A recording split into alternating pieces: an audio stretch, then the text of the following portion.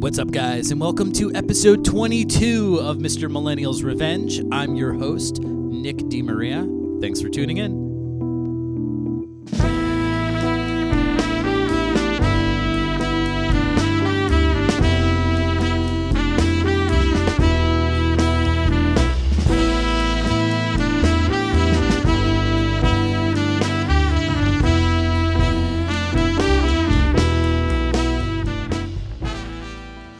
On today's episode, I am joined by bassist composer Mr. Ben Allison, and I am super excited to share this interview with you guys. I've been a huge fan of Ben's for quite some time, and also exciting, he's from New Haven, so check that out. No, in all seriousness, it is just a delightful coincidence that Mr. Allison hails from the great Elm City. We get into it a little bit because I was quite curious about his humble beginnings.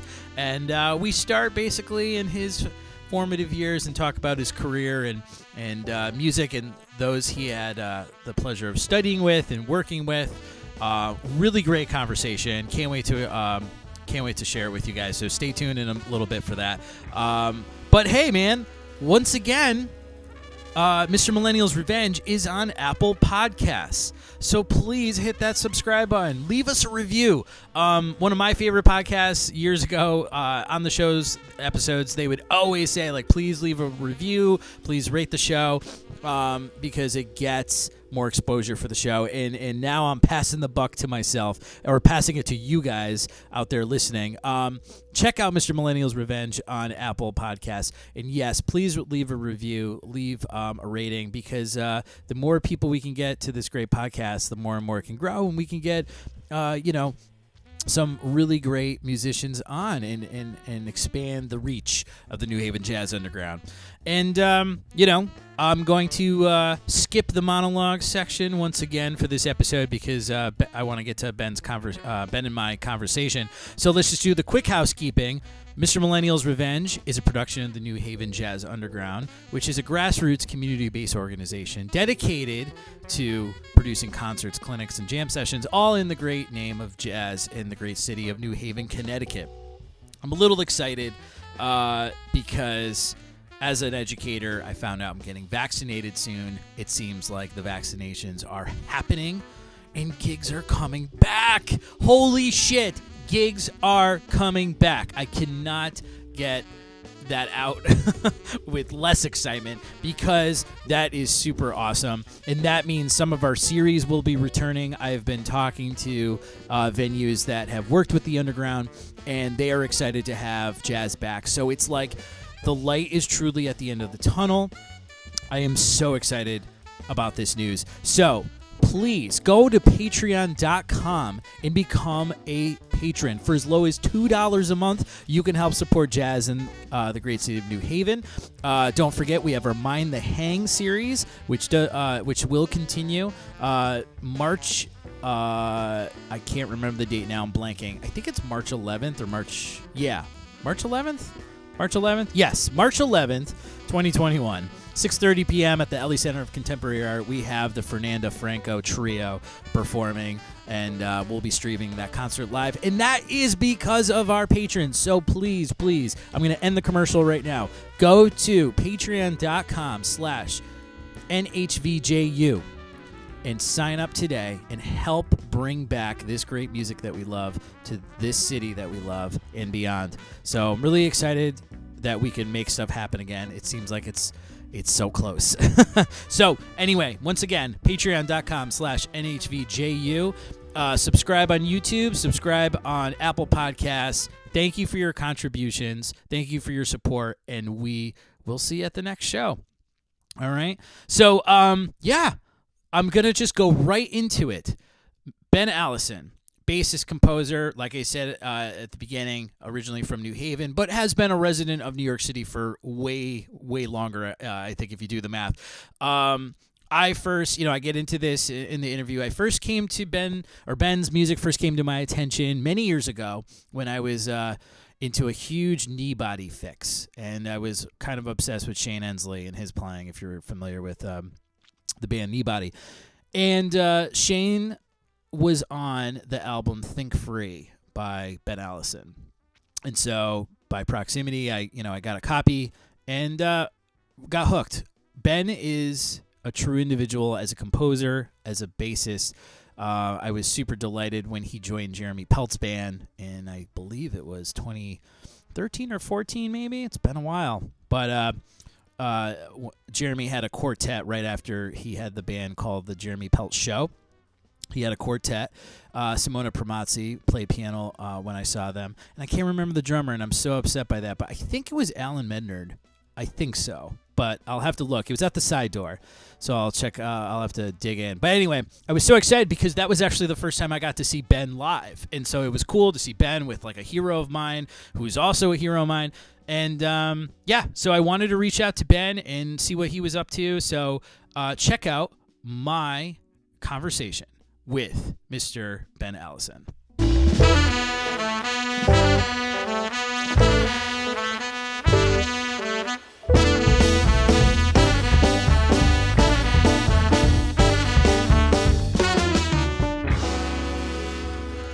And joining me now on the show via Zoom is bassist, bandleader, and composer, Mr. Ben Allison. Thanks for being on the show, Ben. My pleasure, Nick.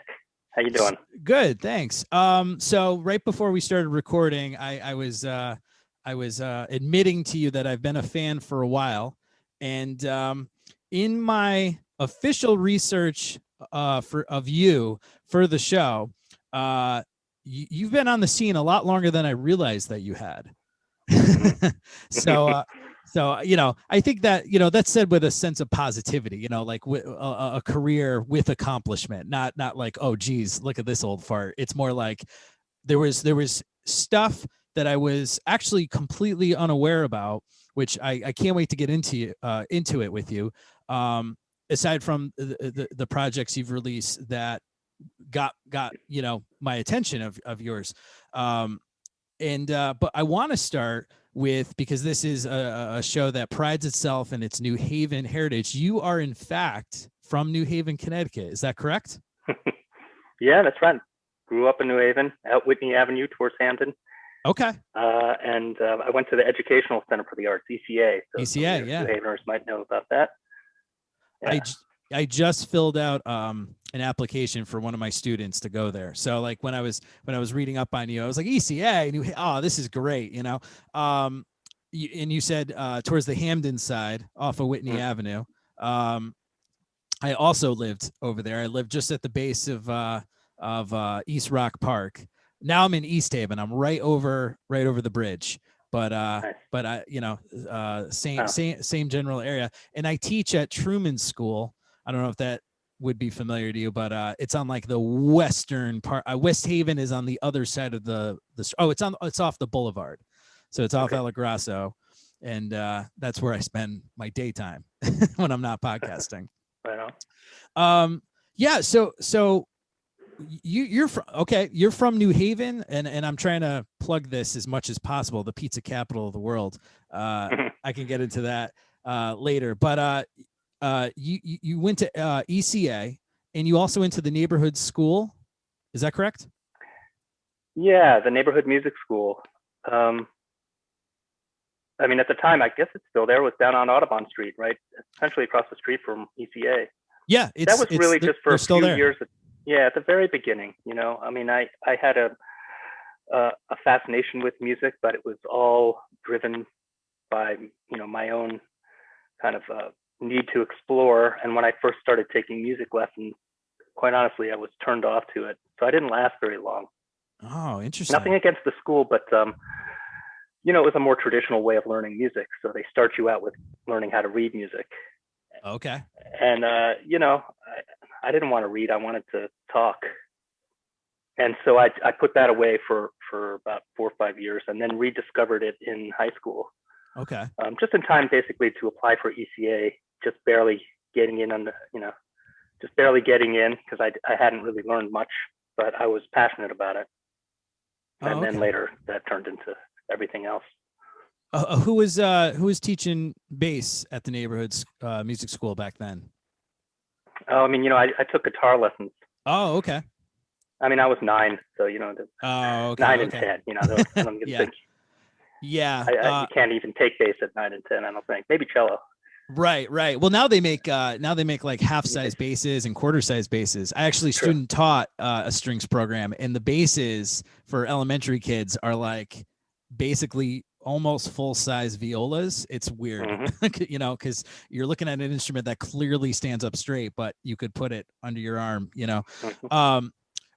So you went to ECN high school, and I'm just curious because I know some of these guys are still kicking around. Who was teaching you at ECA? Do you remember? Bill Brown was head of it, Bill Brown? and I don't know that he was there much longer after I split to come to New York, which was probably around age 17. I think George Raccio took the program over, and he had been my guitar teacher. He lived down in Hamden, and when I got back into playing guitar, he was the person I don't know how we found him. I think there was a recommendation, we found him, and I would go to his house once a week and just work on tunes and playing. And I think he took over the program. What got you into jazz specifically? Was there like a moment? Was there a record? Everyone's got that story. Yeah. So. Yeah, I mean, I didn't grow up. Jazz really wasn't in our house so much. I mean, my parents didn't listen to much. They had a few. They had Miles records, maybe Billie Holiday records, and but none of my friends were into it. It wasn't really around that much. But I remember it because it was actually a pivotal story. In 4th grade, 2 musicians came to my class, Willie Ruff and Dwight Mitchell. They were both at Yale. I think, Dwight passed some years ago, and Willie, I think maybe more recently. And but they bass and piano duet, playing jazz. I'd never heard anything like that before. And the thing that stuck out to me is somewhere after the first or second tune, all of a sudden and together, they looked at each other and started smiling and kind of cracking up a little bit. Yeah. And then it happened again like 30 seconds later. And I just couldn't understand what they could possibly. I mean, I knew there was something funny that had happened. I just couldn't figure out what it was. It wasn't like ha ha funny. It was more like they looked at each other with a sense of surprise and amusement. Sure. And then it dawned on me that they didn't know what was coming next. So I think for me that was a revelation. Like, I didn't know you could play music where you didn't know what was coming next. I mean, every record I'd ever listened to, it sounds the same the 100th time you put it on. And every concert I'd ever been to, my mom sang choral music, so I spent a lot of time around choirs. I was in the New Haven, the Trinity Church Boys Choir. So you always knew what was going to happen. There was no mystery about it. Hopefully it would be a good performance, but beyond that, there were very few surprises. Well, here they were surprising each other, and that was like a revelation. I was in 4th grade, so again, I'm probably around 9 years old. And that just blew my mind. It stuck with me, and then later on, I started to try to figure out what that all means. Yeah, so basically you witnessed one of those moments that, at least a minimum of 2 musicians where they share this moment of like, either you were surprised by what just happened or you're excited about where it's going. And that's pretty profound for like a 9-year-old. I teach for that age group, and they could be very observant. I think people sometimes don't give grade 4, grade 5 age kids a lot enough credit. I always say like you're very observant and very profound at that age before adolescence like melts your brain. Because sometimes they say like really great stuff, and so part of me is like not surprised that that's the age you're telling me, but I'm also delighted to know that like you clearly observed this moment between 2 musicians and knew there was something there that you wanted to be like at least to know about. It's like not knowing about a joke or something, and you were and that's your drive. That's really great. Well, I always wanted to figure music out. I didn't know how to figure it out, but I experimented a lot. So, my dad had a old reel-to-reel tape deck, a Wallensack reel-to-reel tape recorder, and I just recorded hours of stuff on there, just messing around. Sometimes I would put the microphone in the guitar and just bang on it for an hour. I mean, it's just crazy stuff. This is when I was like 4 and 5. Yeah, and sure. 6. But even by 9, I was trying to figure out tunes and trying to hear them and understand. Yeah. And really just going by ear entirely. And when I started to try to study it more formally and realized that there was this grammar behind it, that's when I lost interest, because it felt to me like I just wanted to concentrate on the making and the doing and the figuring out part, like unraveling the mystery. And then what you call it, which is essentially what musical theory is, right, was less interesting. It's like, when you want to talk with somebody and you're learning how to speak as a person, the first thing you don't have to learn what a noun is before you just use them. Yeah. in Yeah. sentences, right? Yeah. It doesn't matter what you call it. It's just, you start to communicate. And it was the communication part of it that was fascinating to me and still is. But that's why I kind of pulled back from the music education for a minute. And then even in ECA, as we were diving deeper and we were doing a lot of fundamental stuff like ear training and sight singing, learning how to read, those sort of things, which was great. It was the playing, of course, that I really wanted to delve into and the figuring out on my own. When you got to college and when you moved to New York, it seems to me that like that mindset is still, it's still your current mindset about things. How'd you, what was the adaptation to like the college experience coming from that direction? Cause I feel like, a lot of musicians would be like, nope, like I want the book version, or I want, they're a little bit more timid about, the on the spot experimentation. Did you approach it like that when you were, when you first came to New York, first started, work, playing with musicians in school? Like what, was there ever a change where you're like, I gotta get serious about this academic stuff? Yeah. Well, I mean, by the time you get to college age, there are people who are, for one thing, the idea of investigating improvisation and realizing how deep of a pursuit it is, and realizing and then meeting people who are super concentrated on it and are really putting a lot of effort into investigating it on very deep levels, and being around those sort of people, that changes everything. I mean, it kind of reaffirmed what I thought was probably true. Mm. But, before you said, one thing I wanted to react to is when you mentioned that sometimes people don't like the feeling of not knowing. And I think in some way you're right, because I do know some musicians who don't like that feeling of not knowing what's coming next. And in fact, I think for a lot of people, uncertainty is not a good thing. Yeah. They don't like uncertainty. And I don't love uncertainty, but when it comes to art, I do. Sure. And when it comes to music, I do. I want to know what I'm doing. I want to feel intentional about it. I want to be able to control what I'm saying. I want to be able to express what's in here and get it out through my fingers and out to people. That's technique, and that's something you develop. But I don't really necessarily have to know, a long time in advance what that's going to be. I just want to be able to control that flow. Yeah. And, yeah, sure. and the learning how to do that, that's a lifetime pursuit. People devote their entire lives to it. I have. And the people that I admire, once I started hearing jazz for the first time and hearing kind of the level of musicianship, and that people were able to do that on such an extraordinarily high level, man,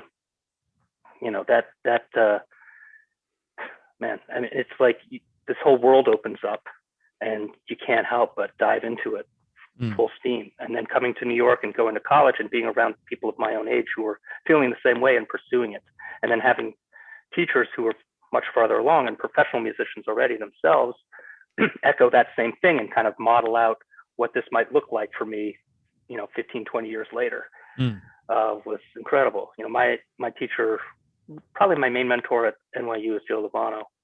Oh, okay. He was very much into bebop. Yep. Still is. That's his dad, yeah. Big T, yep. was bebop player.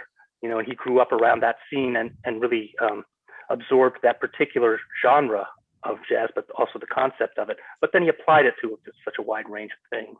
Yeah. And he was very supportive of me trying to find my voice and kind of figure out my way through. I once said to him, I don't really want to transcribe a Paul Chambers solo. I'm into it. I love him, but it's not, I don't want to sound like it. So I can appreciate wanting to understand how it's put together, but it's not like I really want to use that information myself. And he said, well, what do you like? And I said, well, I really like Thelonious Monk's music. He said, well, why don't you just transcribe a bunch of Thelonious Monk tunes, transcribe 2 tunes by next week, the melodies, and try to get the voicings, and don't even worry about the solos, just get the tune together. In that process, you're working on your ear, you're figuring out how musicians do it. And Monk had obviously an extremely personal approach to harmony and melody and rhythm. And so you're learning all these things. And at the end, you have a chart that you can actually use in practice, and you're accomplishing the same stuff. So I just think there's endless paths to learn and to absorb and to become a great musician. And I was fortunate enough to have some teachers at each step of my progression who were, supportive of that idea. And, I didn't have to push back too hard against them. I mean, a couple here and there. Yeah, of course. Sure. Oh yeah, of course. You got to have those too. Yeah, of course. It's very I enjoyed hearing your interaction with Joe and that anecdote you just told. My mentor was Eddie Henderson, and I got kind of the same treatment. It was like, well, you don't have to transcribe this whole Miles solo or this whole Kenny solo or Hub solo or something. He was very much like, well, what's the point of learning the whole solo? And that made me think of a side note. It's like, there's so many musicians out there who, transcribe these, page after page after page of all these notes of all these solos and stuff. And sometimes there's like this, it's almost like they don't think about, well, what are you going to, it's like a dog chasing a car. Well, what are you going to do when you finish all these transcriptions? What's the point? Yeah. Do you want to just be able to play these like an etude, or are you trying to develop your own sound? And I find that it seems to be rare to get the other side, where it's like you're encouraged to learn these solos, and of course you got to learn language and phrasing and notes and chords, and I'm not talking about that stuff, but in terms of learning enough of the history and the essence of the music, but then allowing yourself to develop from that, so that you don't have this like Xerox copy of other players' sounds. I almost feel like that's not stressed enough. So it's nice to hear another musician, share that kind of experience where you're encouraged to, as Eddie would put it, scotch tape ideas together, but make it your own.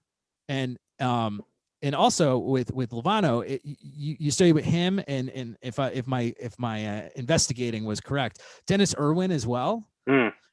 And Steve Laspina and McNeely. What do you think is the most, like, what a generation of players, like I feel like that those names, Lovano, Irwin, McNeely, like that's such a distinct generation of musicians. Yeah. What do you think was the most, like, this might be so out, what is the most what's the thing that stands out the most to you from learning from studying from those guys? Do you think there's something different getting from their perspective? Yeah, well, I mean, first of all, the main reason I studied with all those guys is that was the faculty at NYU. Oh, so sure. They were there. Of course. But, also they were tied together through the work at the Vanguard, with the Vanguard Orchestra. So that was, they were all, that was the band. Yeah. The rhythm section. And so, a lot of the Vanguard band musicians, I mean, Mel was there when I first got to New York, so I got to hear that. Oh, wow. With Mel, which is, so Dennis and Mel, that whole thing, like their vibe was just so, man, the sound of it. And if you sat at the back of the Vanguard, that's the best seat in the house, by the way, if any of you ever go there. Yep. But that sound was just tremendous. Mel's ride and the way they just, that feel and the sound of it.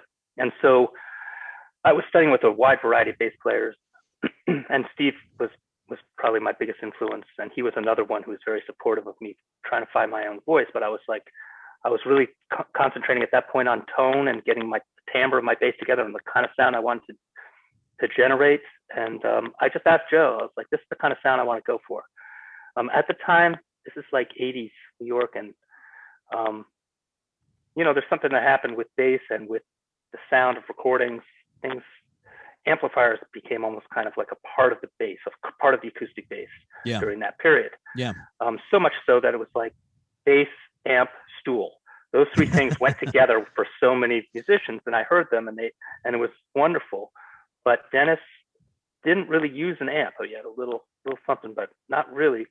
He was able to project this huge sound, and I really admired that, and I wanted to understand how he did that and how he got that going. So I asked Joe. I said, I want to study with somebody else too, in addition to Steve, but who has a big sound. I'm really into Wilbur Ware. He's like, you know anybody like Wilbur Ware? And he said, well, Dennis, come down to the Vanguard. This is like when I first came to town. He's like, come down on Monday night, check this out. So I did, and when I heard Dennis, I was like, oh yeah, I gotta get with him. And he was one of those guys that just couldn't have been more giving of his time. I mean, really. Now I'm an educator of 25 years. I'm on faculty at the New School, and every time I start to feel a little frustrated or detached, I try to remember Dennis Irwin, because the way sure. Just to give you one example, please. I would go down to his pad on Center Street down in Chinatown. He had kind of it was like an industrial building, and I would go down and play, and I'd say, all right, so what can I pay you for this lesson? He's like, oh no, we're just playing, man. This isn't a lesson. Wow. Come on. It was a lesson, obviously. Yeah. Like I'm 18 and he's killing it. He's playing he's playing with Johnny Griffin, and I just got to town. And I'm like, come on, man. It's a lesson. He's like, you know what? Next time bring me a pound of coffee or something. Yeah. So I show up with a pound of coffee, and we'd get like super wired, and we'd play music for like 6 hours. Sure. And like that kind of stuff. I mean, I don't say we did that all the time, but there were 4 or 5 times where that happened, and that just kind of set me on a course. That's always a special experience. The only thing I could share similarly is when I realized Eddie took me under his wing. Was same thing. I was like waiting for. I was like getting my wallet ready, and he goes, "Hey man, how about you just go downstairs and get like a 6-pack of Coors Light or something and bring it back up?" And I was like, okay. And I went down, and back then he lived on Main Street in Mamaroneck, and like he had a fire escape to like just the main drag of the town, and we just like drank beer. And growing up without a grandfather, actually, it was like probably the closest I ever got to that experience. And I think that's when like that's when like the emotional level like kicks in, where it's like these people these people, our heroes, our teachers, these musicians we hold in high regard. They show this like it's like they open a door for you and they let you in, and all of a sudden you're like, yep, this is my lane. This is where I'm going. And you feel accepted. And I feel like it also adds like a level of like trust, to that person. Cause it's like, oh, you're being a human with me. I'm going to most definitely listen to you and open my ears more, and allow myself to interact, I mean, the best music is humanistic music. I mean, if you're improvising, it's like, it's all about trust. I mean, not in every situation. I mean, you can tell when it's not, but the best music comes out of that. I mean, I don't like the idea of music being a kind of a competition. It's like, it's more like, I mean, it's more like a conversation. And if you're the kind of conversationalist who is both giving and, able to receive, and who can convey something meaningful and pass it along to somebody, and then listen as they respond, and they take your idea and turn it into something different or something else, and you react to that kind of back and forth. That's where the greatest music comes from. I mean, and improvisation and the kind of the jazz idiom of which Eddie is such a master. That's really that's what it's all about. And so you're right, I think, to point to an example of just getting together socially, because when you're doing that as humans, now just take what you just did and turn it into a musical experience, figuring out how to translate that into music. That's what you spend your life doing as a jazz musician, is figuring that out. And it's just, but it has to start with, as you say, just something personal and conversational. Yeah. I couldn't agree with you more. I think, and I see this in your work too. It's like there's musicians that I've been working with for, you know, I can start saying decades to the timeline, and it's like so much of that is intertwined with the social, you know, experiences that I've shared with these people at the same time as the musical, and it's just like one just starts blurring into the next, you know, especially with certain, you know, certain musicians that I've collaborated with that I'm sure you feel with too, you know, where you it's the line between hanging out and interacting musically is just like completely blurred. It's just like, you know, wiped away in the sand. Like you took two colors of paint and you just wiped down the middle, and they're both like mixed together completely.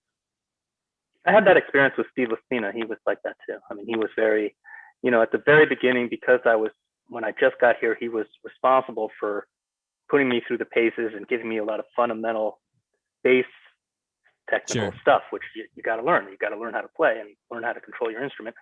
But, you know, by the end, our lessons would consist of us going out for pizza. Yeah. And talking about music. Yeah. And that's when I would ask him about, you know, because he was playing with Jim Hall at the time, and that was my, you know, still is one of my all-time heroes. And talking about Jim's music and talking about how that works and how they rehearse and when they're playing together, what are they thinking about? And just talking about music. Yeah.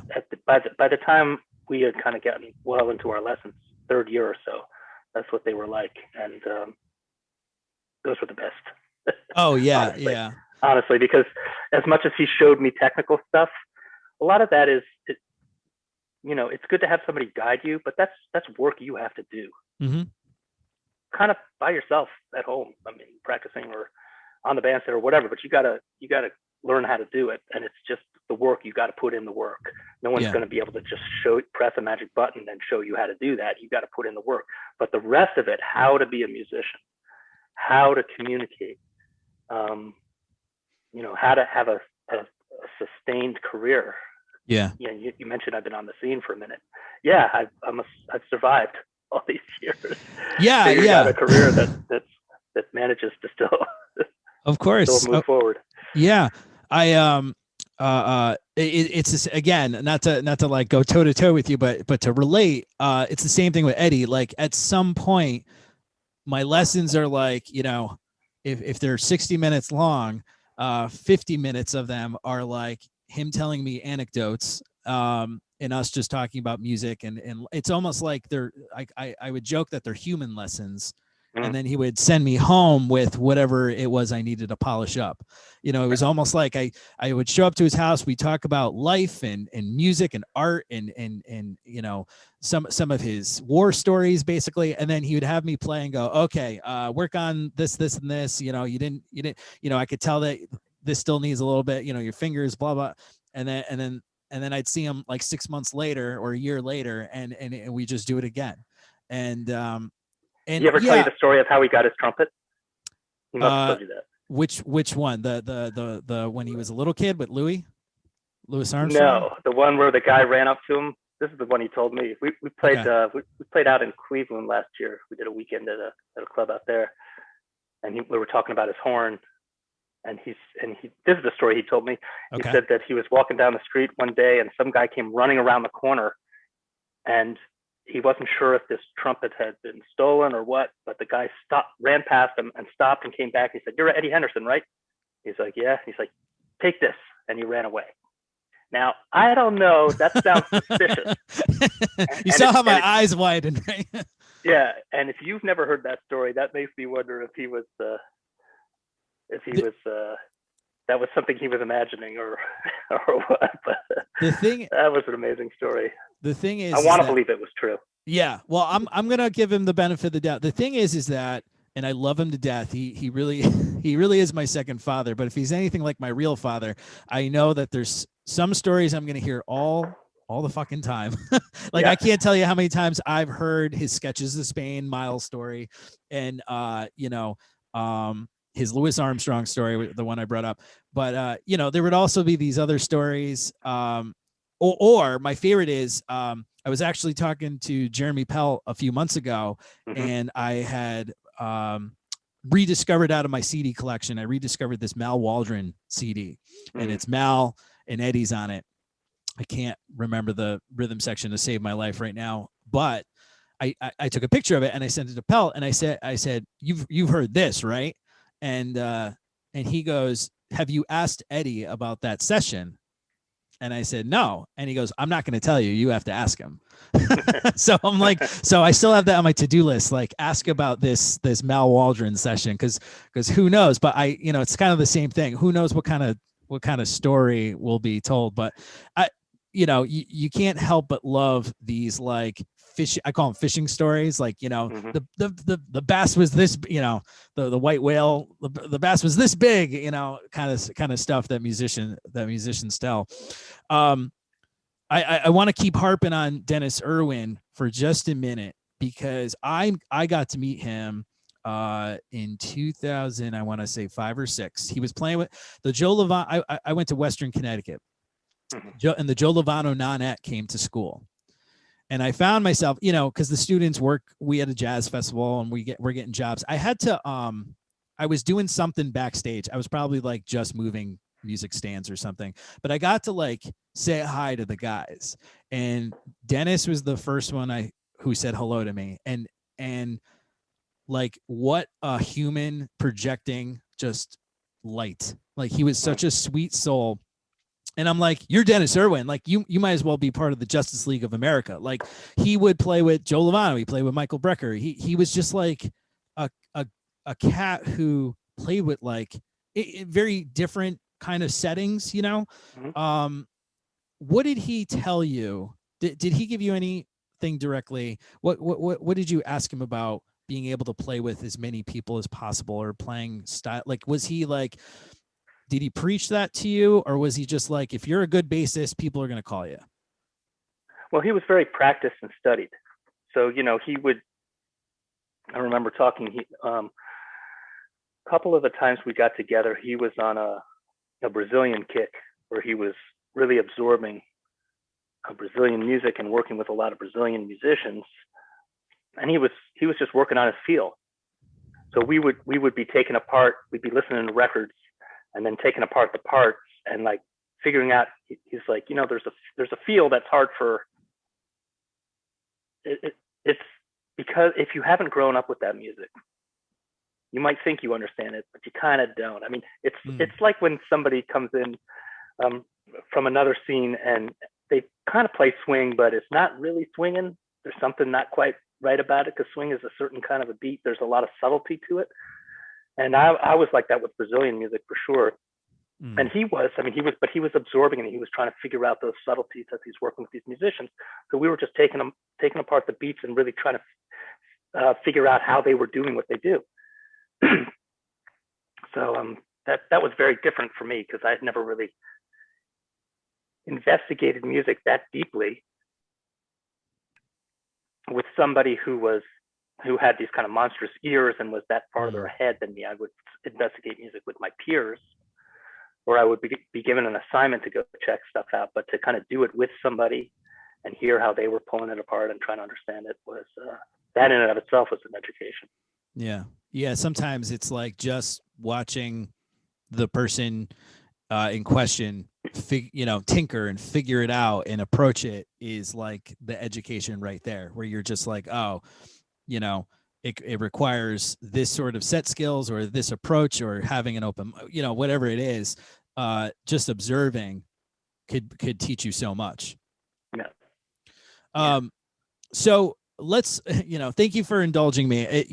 You were saying like, you were talking to Lovano about like, I want to, hear about your heroes or something, you are like a generation ahead of me. So it's like, I want to know what the people 2 generations ahead of me told you, but so thank you for indulging me, but I want to get to your music. I want to get to you specifically. If I may, I first discovered you by accident. I was going through a knee body kick, and I was really into Shane Ensley. This was whenever the first knee body record had come out. So like, early O's, I think. I was looking for, this is still like, Spotify's long, still down the road, YouTube's down the road. So you really had to dig, you still had to dig to find, a musician's credits, and not every musician had a website and everything. So I was following Shane around, and I came across your album Think Free. Yeah.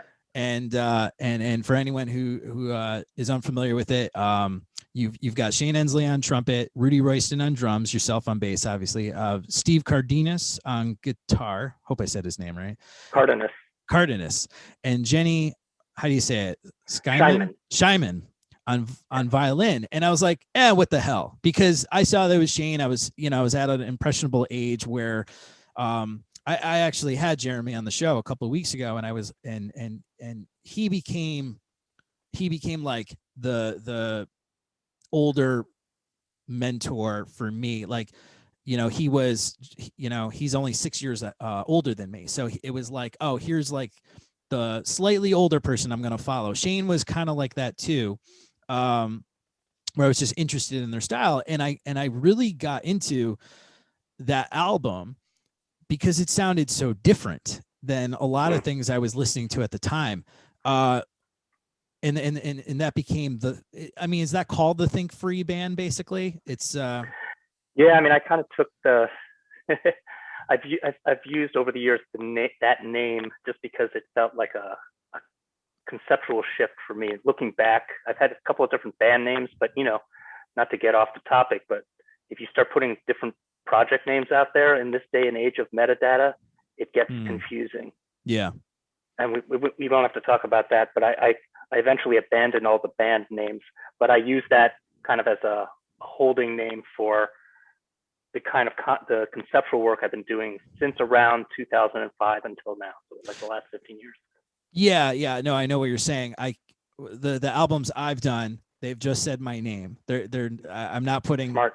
Not putting quartet, quintet, nothing, because it's just, let's just keep it consolidated. But you have a very individual sound compositionally to me. I feel like there's this, I hate the word progressive. I truly hate it because I think it's a cop out, but it's got this progressive, almost fusiony vibe to it, because I hear so many different styles. Now, was that the focus of that project and similar projects, or do you, when you're composing, do you just, do you have like a jazz bag? Do you have like my rock bag, my funk bag? Like where are you coming from to get such an eclectic sound on something like Think Free? Yeah, well, that totally grows out of what Lavana was talking about for me, which was, rather than, as we're learning how to improvise, for me, what I really wanted to do was to learn how to be a musician. And that means hearing,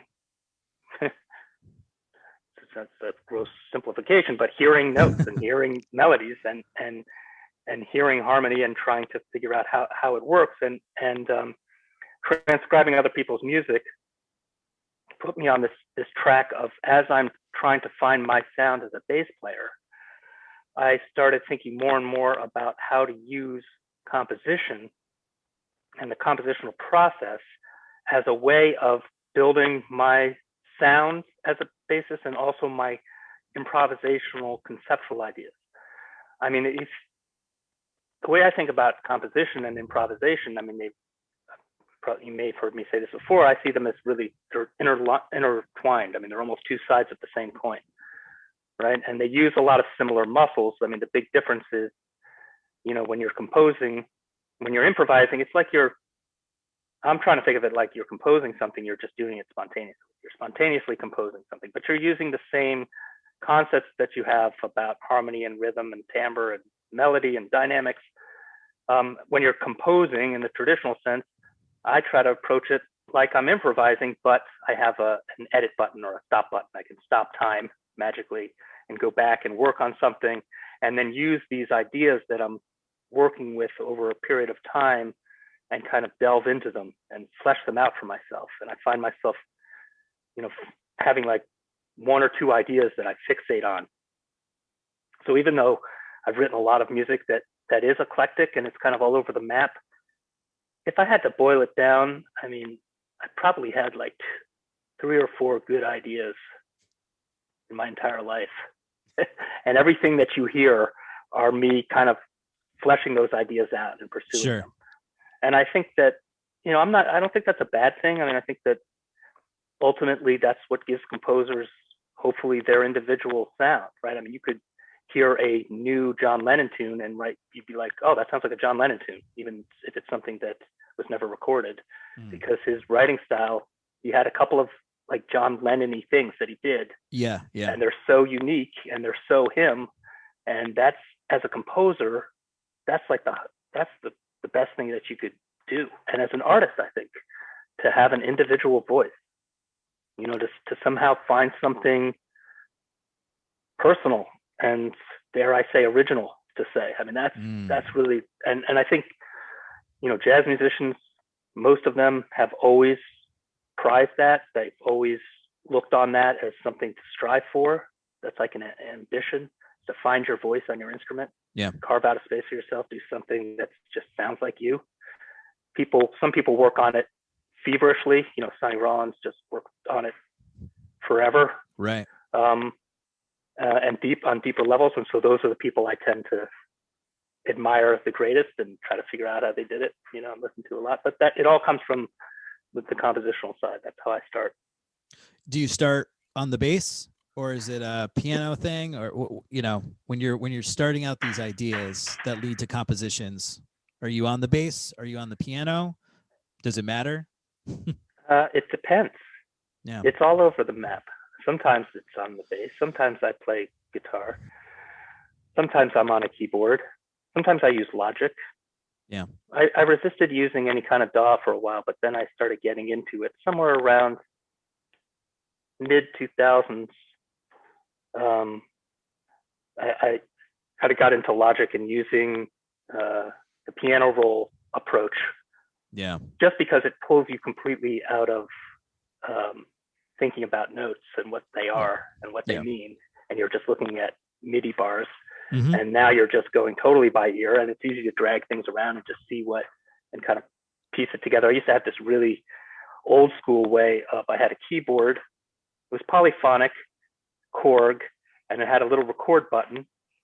And then I had a cassette recorder. So the first 4 records I did, Riding the Nuclear Tiger was done this way,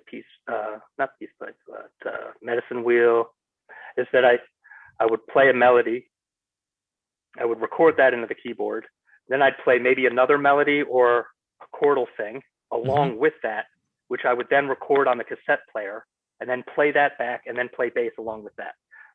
So that way I would get kind of 4 voices that I could kind of deal with as a musician. And that was my system for years and years and years, until I realized that in Logic you could just do that way, way, way easier. I could still play along with Logic, and I could still add real parts, and so I do tend to write. I don't play trumpet, obviously, when I'm writing trumpet lines, but the guitar stuff I, for the most part, play because some of the guitar stuff is kind of constructed. In other words, it's got things to it that it doesn't just have a chord symbol. There may be a part associated with it on some of the tunes. So that all work out. Yeah. But yeah. Yeah, I know what you're saying, because for a long time my compositions were keyboard, horn, pad of paper. And I would do my best to, I would do my best to play both at the same time. I've also gone to the dark side, started using, especially with the pandemic, using GarageBand a lot more.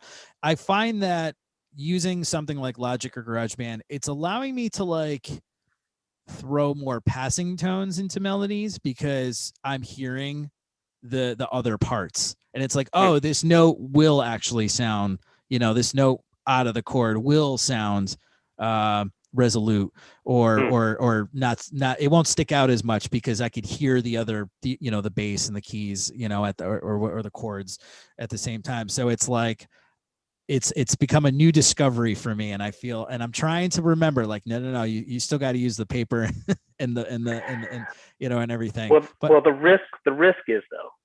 I'm sorry to interrupt you. The risk okay. is that you start writing stuff that is just really really hard to play because it's just super easy There's to that do too. in Logic, and I've seen that happen. But you know, it's interesting. I watched my if you were going to ask me like the person who I never got to play with, who I wanted to play with the most, Come on, man. I'm waiting. I'm that's going to saving be that one for of the your end. questions. I'm already just going to tell you who it is Yeah, right now. please. And that's Andrew Hill. Oh, And okay. I watched him because he's you know definitely one of my favorites. I don't want to say my favorite, but somebody whose music I just Sure. you know cannot get enough of. It just speaks to me on every single level. I love it, love it, Oh. love it. And he towards the end he started writing with, I think it was called Digital Performer. It was kind of like I don't remember exactly. It was a precursor to Finale. Okay. And he started writing with that, and it really changed his writing style. And especially when he was writing big band music at the end. But the first time I heard it was the Sextet record he did for Palmetto. That was the label that I was on.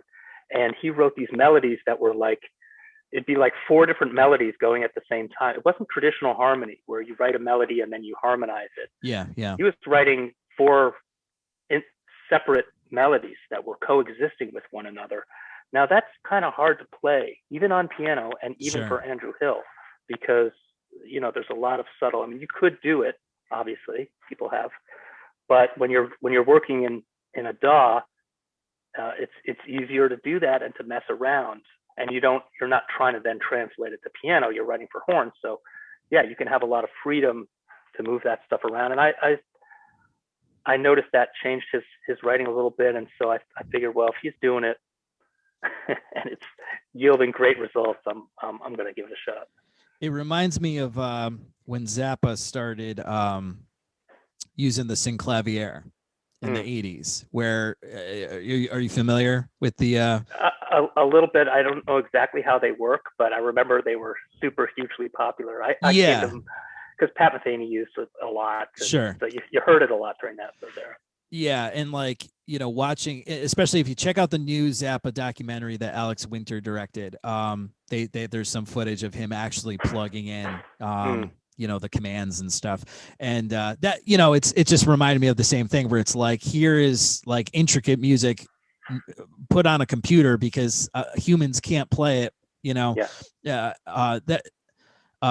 But you stopped me dead in my tracks, because I was definitely going to ask you which musician would you love to play with. What draws you to Andrew Hill? Because that's a great answer. I'm very delighted to hear that. Why Andrew Hill? I mean, he just writes beautiful music. He talk about an original voice. Yeah. He's somebody who's and I've mentioned this in other interviews, but he's an example of somebody who's playing and compositions are completely intertwined. I mean, when you hear an Andrew Hill tune, you hear his playing. Yeah. It's like Monk. Like when you hear a Monk tune, you could play it in a different way, and people do, of course. His music's played a lot these days. When I first came up, his music actually wasn't played that much. It wasn't like standard repertoire music, Monk's music. It was really on the outside. Oh. Yeah, I didn't. Interesting. I mean, not in New York. The stuff I heard, people weren't really dealing with it that much. Wow. I mean, they might try, but the word on the street was, "Oh, this is hard," and I'm like, okay, geez. But it's not that hard. It's just you have to shed it. You have to investigate it. You have to do what Joe said. Go transcribe it and figure out how it works and really get into it. Andrew's music is the same way. So it spoke to me on that level because that's what I was trying to do. Is like change the way I played by writing tunes that forced me to change the way I played, or created a situation where I could do my thing. You know what I'm saying? I mean, you know, there was a period of time when I first came out on the scene,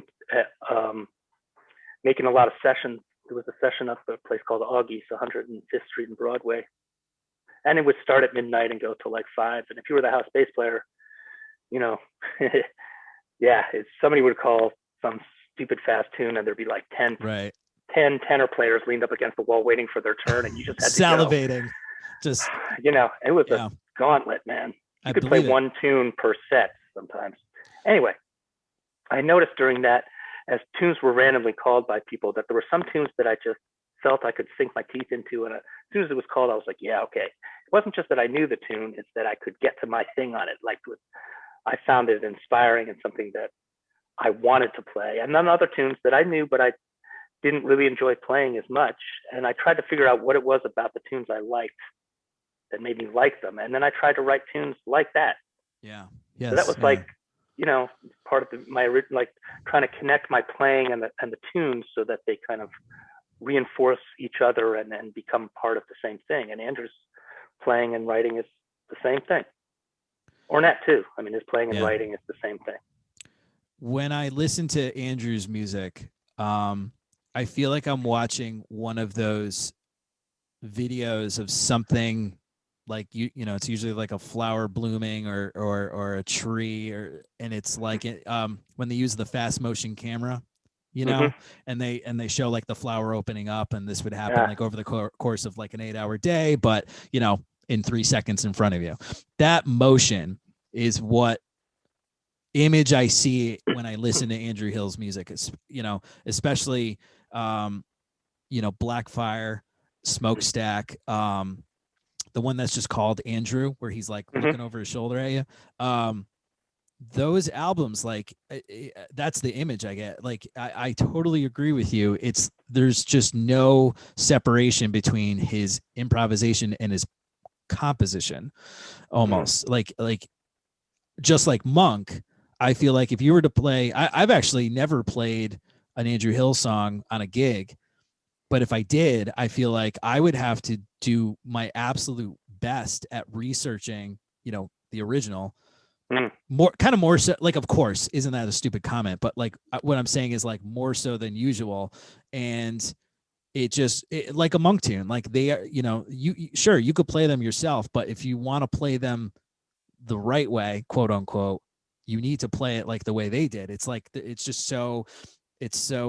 a cyborg or something. Like it's just the blend of composition and improvisation. They're just perfectly symbiotic to each other. Yeah, unless you can find something in there that you want to then take and put your own spin on. I mean, I'm not necessarily a fan of people trying to, I'm not saying this is what you were just saying, but it makes me think of sometimes people want to kind of channel music that's happened before and play and kind of emulate. And it is true that it is really hard to think of an Ornette Coleman tune and not also attach his kind of conceptual ideas about how to play when you're performing it. I mean, you could, play Invisible as a bossa. It's not going to sound very good, but you could probably do it, or you could come up with an arrangement of something and that would just cheesify it. It's probably not going to work because that music is more than just a melody. It's connected to a way of thinking about music. So it's hard to ignore that. On the other hand, you can take the ways in which it's, the tunes themselves are connected to those larger ideas and explore those larger ideas and then come to your own conclusions about them. And so play the music and make it sound like connect to it emotionally and make it sound like your thing, for lack of a better description. Put your own spin on it. It's oversimplifying it, what I'm trying to say, but bring, breathe yourself into the music without trying to simply emulate, but without also destroying kind of the essence of it or mocking it in some way, because you can't just simply apply some kind of other genre on top of this music with that. You could try, sometimes people do, sometimes it works, but it's tough to do that with any kind of authenticity. But if you're investigating the conceptual stuff behind it and then coming to your own conclusions with it, then that can be pretty powerful. Yeah. Let me ask you, what do you think is what has helped you have such a long, quote unquote, long, healthy, vibrant career? What can you attribute to that? Yeah, good question. I mean, part of it is, just hard work. Sure. Part of it is, being flexible, changing up having kind of a broad range of interests. I mean, for me, I just, you know, I was so focused on composing music, and that led me to, with some peers, create a nonprofit, the Jazz Composers Collective. So I was able to put a lot of my energy into that, which led me to advocacy, which connected me with some other people. And making records has connected me to, you know, producing and mixing records, which I'm now doing. So, you know, you have, and writing also brought me into, for a period of time, writing commercial music, like TV commercials and other things. Right. So there's like, once you get into music, you one way to have to kind of forge your way through is to diversify or have like a broad range of things that you do. I'm not advocating this as a, you know, everybody's path. Some people are like, I just want to be a pianist, and that's like my thing. Yeah. And I play piano and I play other people's music, and I'm really, really good at it. And you can have great, long, sustained careers, a career that's steady over many years. If, you know, there's a social element to music, you have to broaden your circles out all the time, but you can stay more narrowly focused than I have. But I think in my case, because I have a broad range of interests and finding different ways to connect. I mean, right now, the thing in the midst of this pandemic that's kind of keeping me afloat is because I'm an educator. Sure. And being at the new school. And that's not something that I set out to do originally, but it's something that's slowly built over time. And for many years, it was not even really possible to sustain it, just because there's only so much teaching you can do if you're touring. I mean, it's kind of hard to juggle the two. Right. But then as I got older, I was like, okay, let me maybe shift the balance. Let me realign my portfolio so that maybe the teaching takes up a slightly larger wedge and the touring might be slightly less. And now I'm glad I did, because Sure. Yep. I would love to be touring right now, but you know, all tours were canceled. Yeah. So, you know, I think that's part of it, is just diversifying out. I mean, many of the musicians I know do a lot of different things. Yeah. Well, yeah. And that's basically why I started the New Haven Jazz Underground. It was an aspect of the advocacy of the music, which, you know, now I'm running a podcast, you know, tell me about the Jazz Underground. Yeah. You know, so I apologize. I meant to like kind of give you the whole spiel before I hit record, but the craziness of the morning with my house that I was telling you about before, I totally forgot to mention. So you know, I'm born and raised from Connecticut, and I went to, like I was saying, I went to school at Western Connecticut State University, and when I got out of school, it was either you know, go to New York or find something else. And there were a couple of like personal things, not that happened to me directly, but happened to close friends of mine. And I was like, well, I do like teaching. I'm going to be an educator. I'm going to choose New Haven. I have some New Haven roots. You remember Fox and Park Soda, right? Mm-hmm. My aunt's family owns that company. Yeah. So, and my uncle imported scallops into New Haven Harbor. So I spent a lot of time in New Haven, and I was like, you know what, I'm going to make New Haven my home. It was just kind of like a conscious decision. And right when this happened, you know, I get my first job. I'm trying to like gig professionally. The financial crisis, you know, the recession hits. And so there was just no gigs, and what gigs there were, it was a real dog eat dog kind of situation. And I wanted to create opportunities for the music to happen. So I started running a series out of a club in Hamden, and then I'm sure you know Jazz Haven, the organization. So from that, my series, I got tapped by Jazz Haven. And then from Jazz Haven, I was with them for a couple of years. And then I went off and did my own organization, basically an advocacy group. We started in 2019 in February. By June of 2019, I had put on a festival. So we were really bustling along. And what I would do is I would approach venues and bars and restaurants and stuff and say, hey, look, like I'm building a network, and we'll have music, we can bring in jazz groups, and they will be of a certain caliber, and if you could meet us with, this rate, and so on and so forth. And we'll also make sure that we're not like one of our establishments that we're working with does not compete with you, so that we can have, like Monday night you go here, Tuesday night jazz is here. And basically, before the pandemic hit, we had a show 5 nights a week in New Haven. So we Mondays, Tuesdays, Thursdays, Fridays, and Saturdays.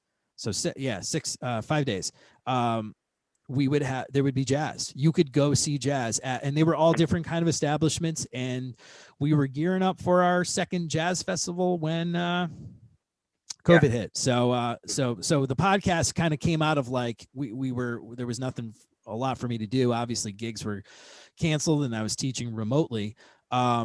We are doing one streaming concert. So we're crowdfunded. So it's called Mind the Hang. And that's been a monthly series where we've been able to at least employ one band a month, and we broadcast it live on Facebook.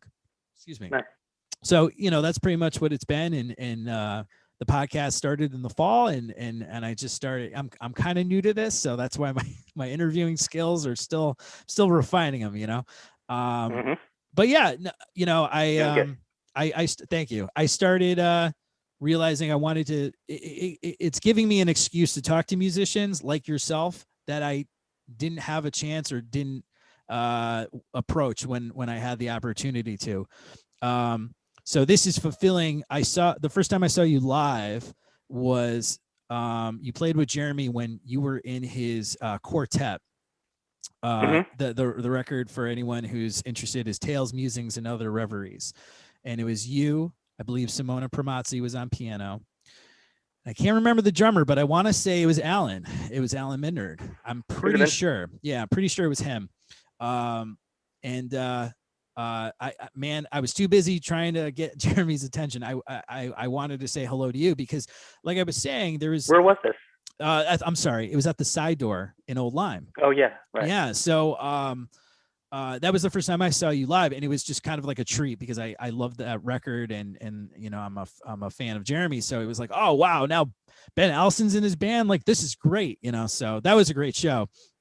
I distinctly remember it, and for me, you've always just had this individualistic vibe. I don't know if it's just because of like my interpretation of your output and your work, but it's like you just seem like a self-driven musician who kind of has like, as a listener, it's like he has many goals, because I see it like in your output. Your output varies, as we were talking about earlier.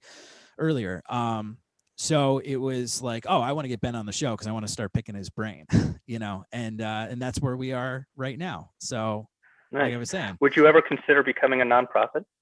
I have thought about it. So without getting into too much detail, part of the reason why I left Jazz Haven was its nonprofit problems, is what I'll call it.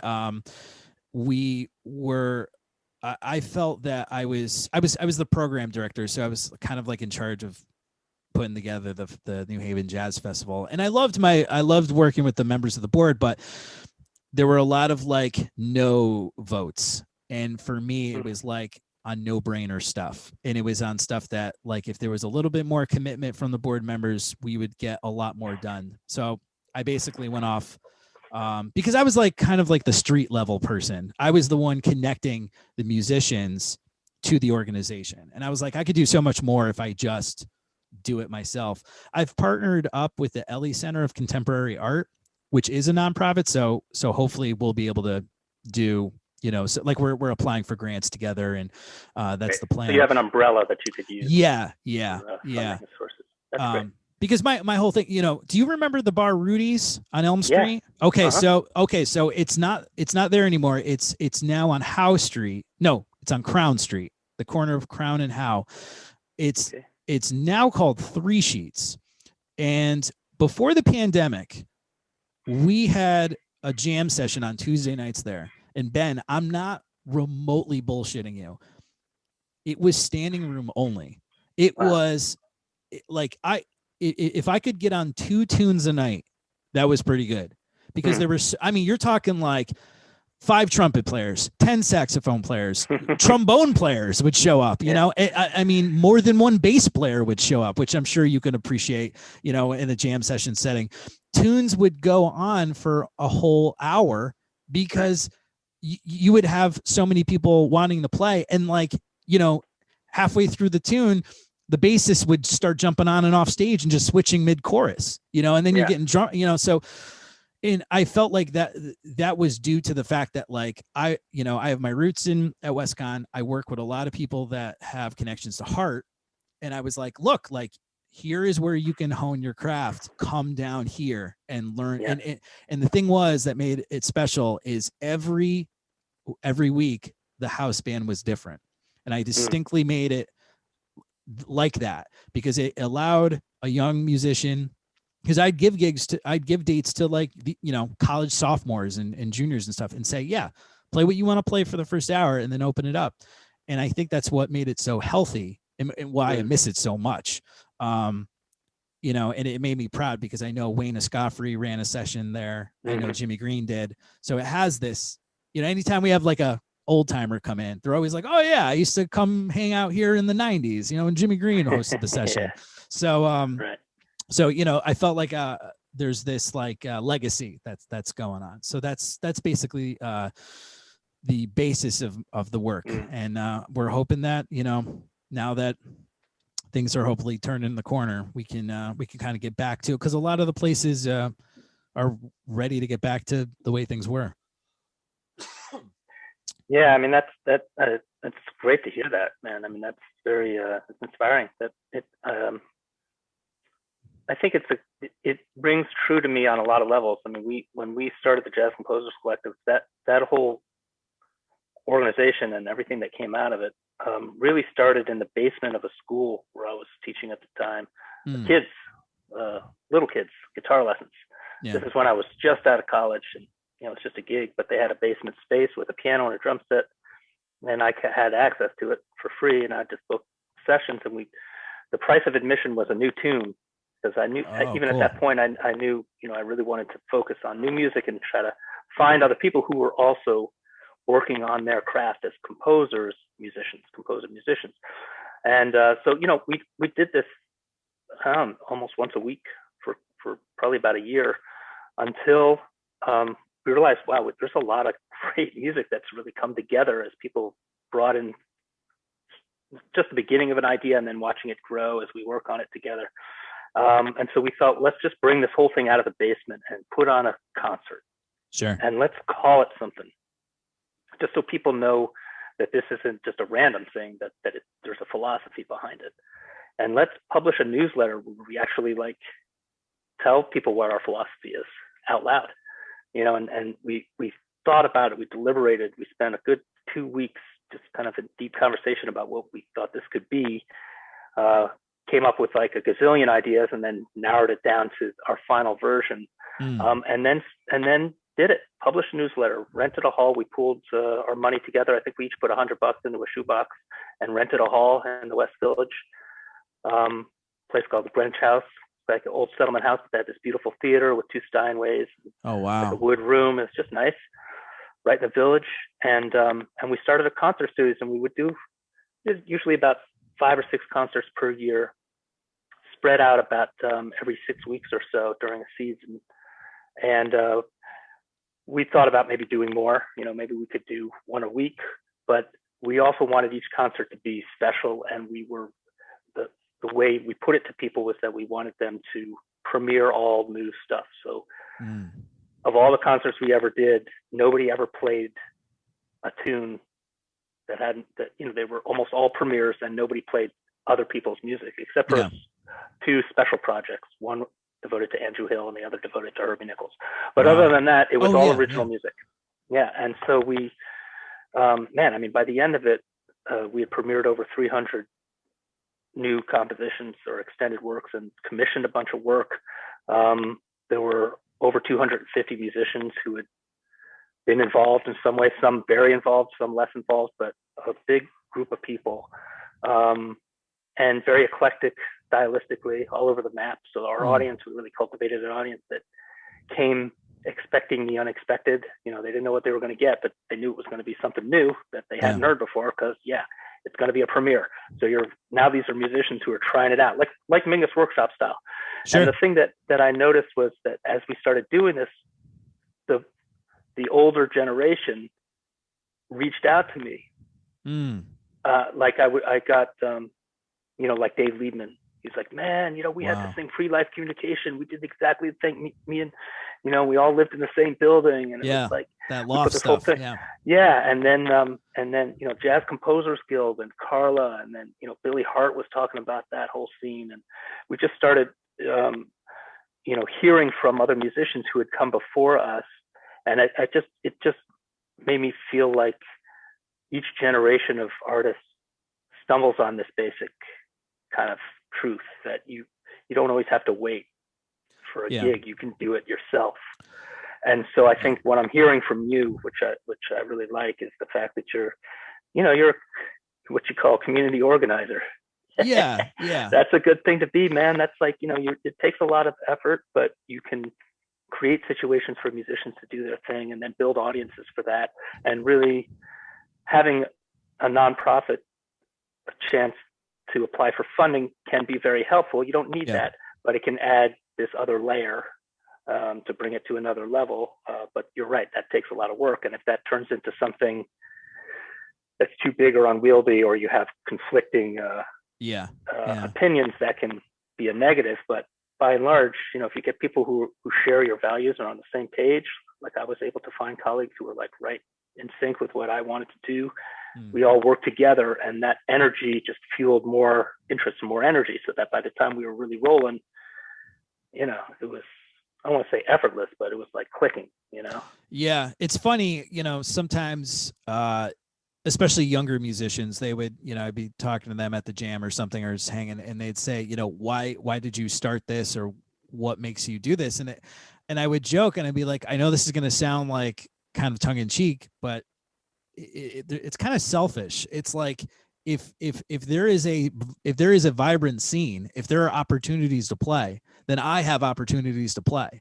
Like that's what basically where it stems from. It's like there needs to be a scene. So, nobody was doing it. And especially like I was saying before, the mid 2008, 2009, I try to, it's funny. I would lecture these young guys at the, especially at the jam session before the pandemic hit. I said, there was a moment where all of a sudden there were no gigs, and then you were lucky. And then after a while you were lucky to get a gig, but it didn't pay at all, or it paid very little, but it came with a pizza, and then slowly but surely you started playing. And I said to them, one, you got to have a backup plan of some kind, whatever it is. But two, you have it really reevaluated what the music meant to a lot of musicians. And I saw musicians leave, like creative music, I call it, to do the bar band stuff, because it was more of a guarantee. And and I said, look, man, I play the trumpet. I want to play jazz and jazz oriented music. There was no other choice but to do it myself. And then just, I've been doing it so long that I've been able to like reach out to other organizations, and and so we were going to do, we were going to do something with the Connecticut Folk Festival again, but thanks COVID. Yeah, man. Is what have you been up to? Are you working on any projects or anything? Is there anything gonna be coming out soon? Yeah, well, no new recordings yet, but I do have, I'd say I'm about 80% done writing the music for a new recording. What I have been taking my time with is a couple of years ago, all the rights to my Palmetto albums, I did 10 records for them, reverted to me. That was part of my contract, so I got the masters back. But I not just the masters, I got the session files. Not the early ones are all recorded analog, so we're and actually had to record over my records a couple of times because tape was so expensive. I know it's tragic, Wow. but that's the way records are made back then. Yeah. So I don't. I did one record on. I did one record on tape. I'm old enough to to have done one. I don't miss those days, especially since it was cumbersome. But for the last 7 or so, I got the multi-track file, so I've been spending a lot of time remixing them. Oh, okay. And great. really just like delving into it. And we did, the records we made, I think they all sound really good. They were recorded beautifully, but the nature of a jazz record is you're going to mix this thing in a day, maybe a day and a half, right? And it's going to be a quick mix, and it sounds great, but I'm always like, if I could just. And so that's what I've been doing is taking them, blowing them all apart, and reassembling them. And in the process, first of all, I'm finding a bunch of stuff that we recorded that's just so good and somehow didn't make it on the records. I don't know why. Maybe we just forgot about it, or it didn't fit, or I don't know. Or maybe we thought we don't need it because we got this other stuff, so we didn't really listen to it. Like, for example, almost every session I've ever done, I do a whole section of free playing one of the days. So I press record, and we record like at least an hour's worth of just whatever. We just make stuff up, play. People just kind of stop. You'll hear people like, reach for their coffee, and then somebody starts playing again. Yeah. And then it's just like a free session. A lot of really cool stuff there that I've been pulling out for each band and kind of working with and picking the moments that are worth sharing with people. Not all of it is. And then, getting the sound really the way I want, and the way I've been working on it really with a lot of intention is to apply the same aesthetics that I apply to my writing to the sonics of the album. And it's been a learning experience for me. I've learned a lot. Now I'm mixing other people's records too, because I guess I'm doing a pretty good job. But it's like first of all, you can shape the sound of a record to your aesthetics, which to me is, as a musician, pretty much what I care about is how does this stuff sound on every level. Yeah. And the sonics is how it sounds. That's part of it. But also, there's just something really fascinating about shaping vibrating air in a way, because it's like endless what you can do. Yeah. With little moves that make it sound different, and that changes its emotional impact.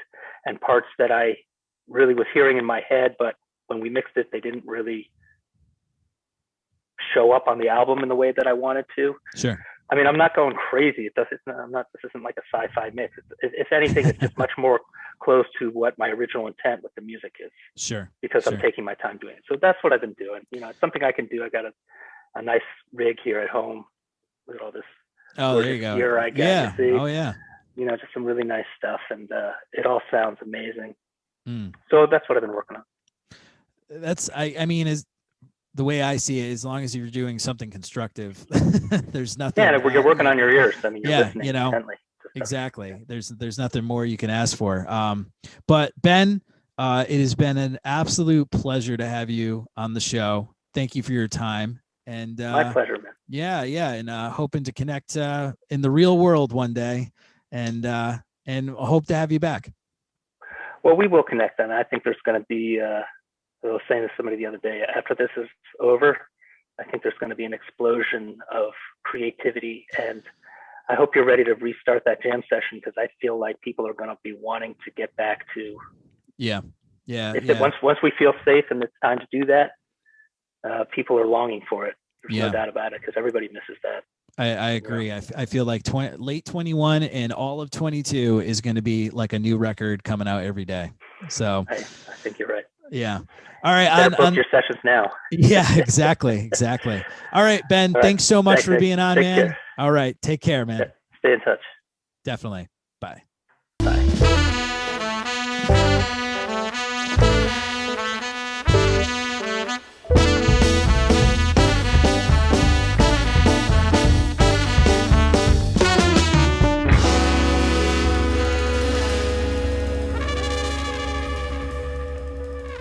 Thank you to Ben Allison for being on the show. That was a complete delight of a conversation. Ben, as you heard, is super down to earth, very friendly, and that is always so exciting about this music. When you can connect with a musician who's approachable and kind, and kind with their time to give it to a fellow musician, and shoot the breeze, and I really appreciate that. And man, that's the best part of this job. What can I say? So yeah, that's episode 22 in the bag, man. We're rolling along. Like I said at the top of the show, please become a Patreon subscriber. I'm excited that the light is definitely at the end of the tunnel, as we all knew it would be, but now it seems a little bit more absolute.